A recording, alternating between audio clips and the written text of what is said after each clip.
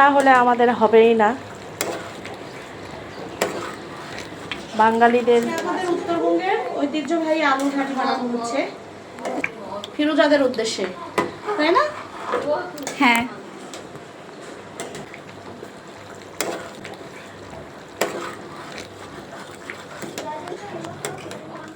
সবাইকে আলহামদুলিল্লাহ, শুভ নববর্ষ।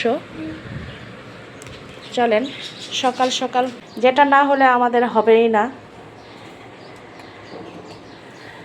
বাঙালিদের আজকে একটা বিশেষ দিন।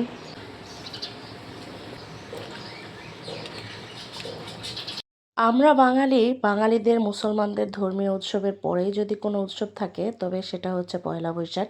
পয়লা বৈশাখ মানে যে শুধু নাচানাচি গান করে দিন কাটাতে হবে এমনটা কিন্তু কোথাও লেখা নাই। তবে আজকের এই দিনে বিশেষভাবে আমরা বাঙালিরা বিশেষ করে পান্তা, ইলিশ, ভর্তা এগুলো কিন্তু খাই।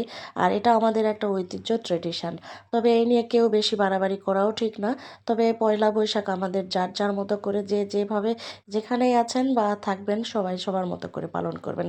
কারণ নিজেদের ঐতিহ্য যদি ধরে রাখি তাহলে বোধহয় আমরা নিজেদের ভবিষ্যতের প্রজন্মকে নতুন কিছু শিখাতে পারবো আর উপহার দিতে পারবো। আলহামদুলিল্লাহ, আমার মেয়েও আলু ছিলার কাজে ব্যস্ত। আপনারা আবার ভাববেন না যে এতগুলো আলু ভর্তা হবে। এগুলো কিন্তু আজকে, যেহেতু আমি উত্তরবঙ্গের মেয়ে, উত্তরবঙ্গের বিশেষ একটা স্পেশাল খাবার রয়েছে আলুর ঘাটি। সেটার জন্য আলুগুলো কিন্তু আগে মেখে ছিলে নিলাম। আর এদিকে মাছ কষাতে দিয়েছি। আমার বাসায় আত্মীয় স্বজন আসবে, তাই তাদের জন্য স্পেশালভাবে আলু ঘাটি তৈরি করছি। যারা আমার বাসায় আসবে তারা নাকি কখনো আলু ঘাটি খায়নি। আর আমাদের উত্তরবঙ্গের আলু ঘাটি মানে কিন্তু বিখ্যাত। আপনারাও কিন্তু একবার ট্রাই করবেন। আর পুরো রেসিপিটা আমার ইউটিউব চ্যানেলে পেয়ে যাবেন, আমার ফেসবুক চ্যানেলেও দেওয়া রয়েছে। আপনারা অবশ্যই সময় করে ভিজিট করে আসবেন।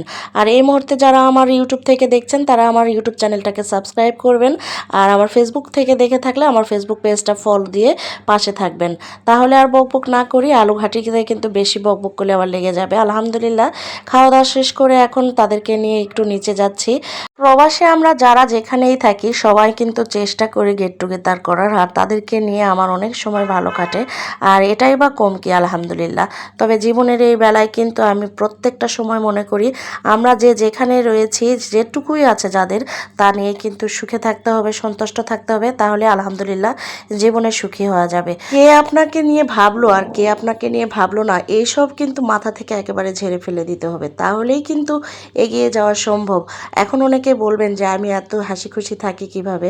আসলে এর কিন্তু কোনো সংজ্ঞা নেই। আমি সব সময় পজিটিভ চিন্তা করি, নেগেটিভটা মাথা থেকে ঝেড়ে ফেলে দিয়েছি। কথা বলতে বলতে একদম গেটের সামনে চলে এসেছি, গাড়ি অপেক্ষা করছে। এখন চলে যাব সেখানেই। অবশ্যই দ্বিতীয় ভিডিওতে শেয়ার করব আর কিভাবে মজা করলাম। সবাই ভালো থাকবেন। আল্লাহ হাফেজ।